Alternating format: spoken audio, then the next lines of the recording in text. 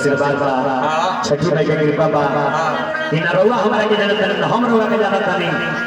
आज इतना बढ़िया रात भर बस हमने के प्यार दुलार रहनी कितना निमन साउंड डीटीएच साउंड सर्विस आज में बोले ना रही हो अच्छा सुना ऑपरेटर लेकिन इहो से आज साक्षात्कार भई आज रात भर ऑपरेटर सुतनी ना रात भर यहाँ के सुतनी ना आज बहुत ज्यादा जो बिछौना पड़ल भले अब के आई बानी ना बबुआ रह के सुनो सुनो रात भर यहाँ के कार्यक्रम में मिलल माने तो चलिए अरे मिलन अब ताके था हमारा तुम्हारा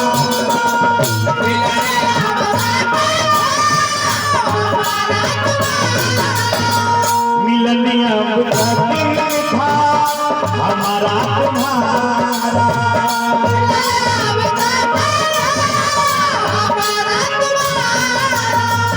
रही जिंदगी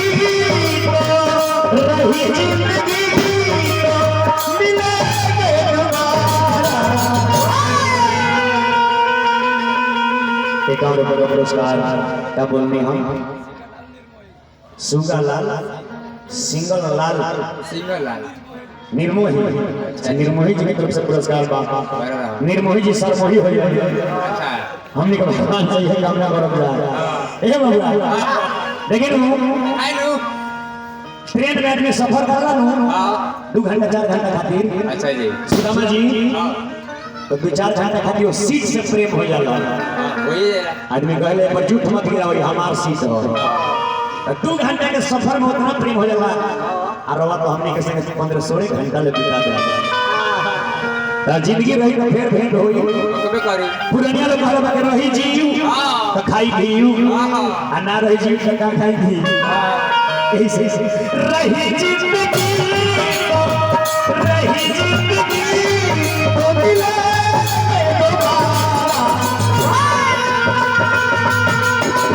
मिलन अब ताके था हमारा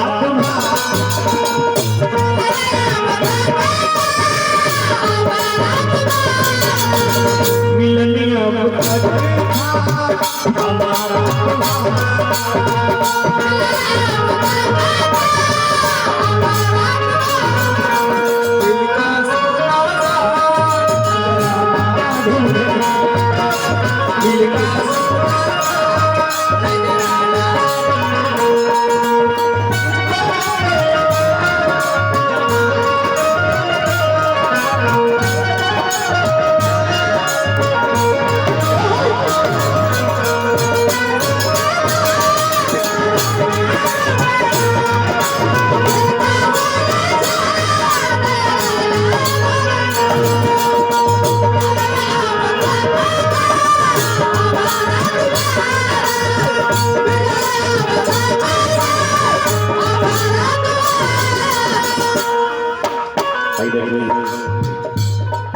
स्वर्गीय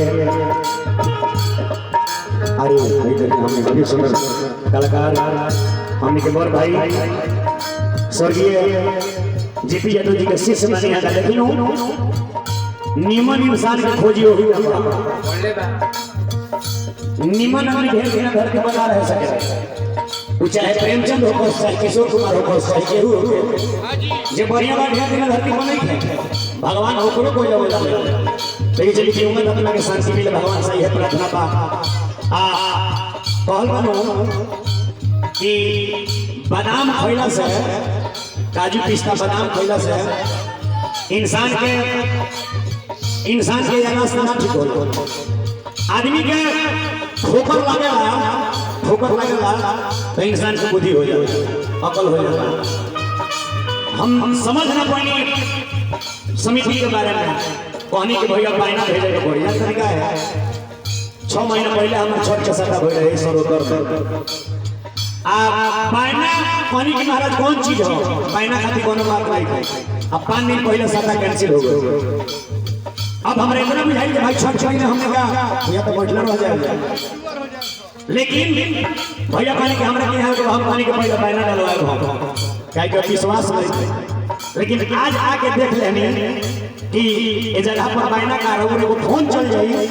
तो हमरे बिना बुलावल चल जाए महाराज तो मालूम हो गई हर एक जगह एक एक घड़ी नहीं थे, कहीं धोखा मिलेगा तो कहीं प्यार भी मिलेगा, कहीं विश्वास भी मिलेगा।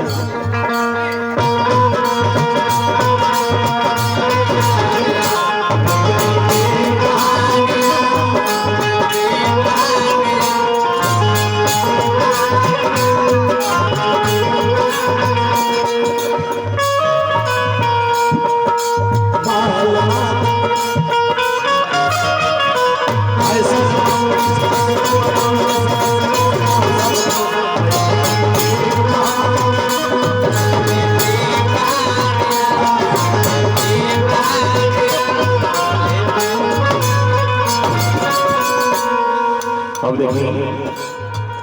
रौरा बोलावानी हमनी चली रौरा बोलावानी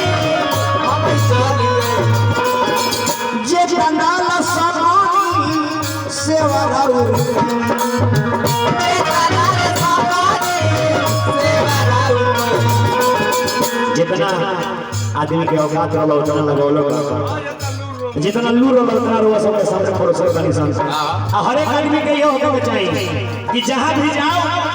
वो अपन 100% जरूर दे, वो जो जानत ना ओकरा के रोके कि हां हम हई हई इना कि हम चले मंच पर हम कहीं हम खेसारी मन के मालिक तो होई खेसारी हम हई अपन जगह अपन छाप रखे रौरा बोलावानी हम चली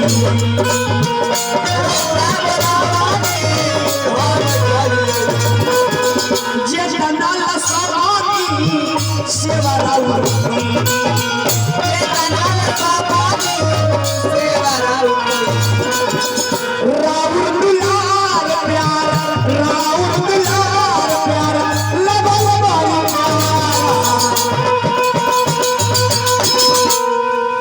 मिलनिया पुता की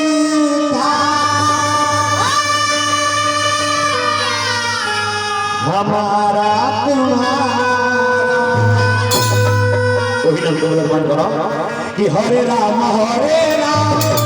राम राम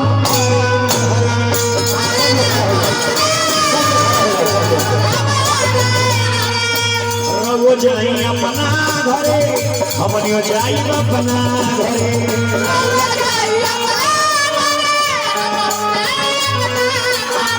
भाई देखिए मुन्ना यादव जी के माध्यम से कि बहुत पुत्र का आशीर्वाद मुन्ना जी जहाँ रहे छठी में गिर बना रहे सदा के बाद बजा रहे भगवान के दरबार में ताली बजावला से कहल बा कि हाथ के तकदीर बदल जाला। भगवान के दरबार में ताली बजावला से जे ताली बजावला ओकरा का ऊपर लाइसेंस ना होला, ऐसे भगवान के दरबार में ताली बजा के आदमी को बहुत मन करता। हरे राम राम